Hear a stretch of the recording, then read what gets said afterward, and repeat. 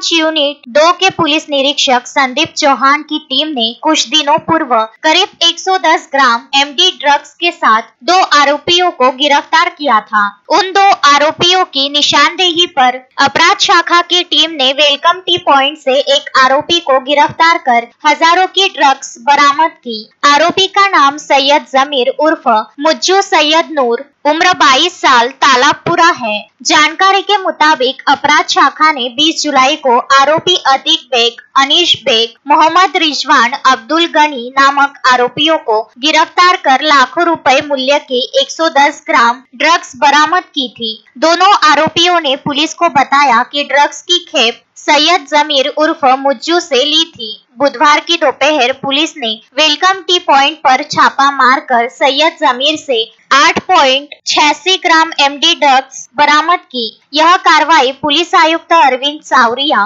उपायुक्त गणेश शिंदे, श्याम घुगे, रमेश धुमार के मार्गदर्शन में पुलिस निरीक्षक चौहान, सहायक पुलिस निरीक्षक महेश इंगोले, अमोल कडू, गजानन ढेवले, दीपक सुंदरकर, मिश्रा, भोजने, कराड़े आदि की टीम ने की है। शोएब खान, विदर्भ न्यूज, अमरावती।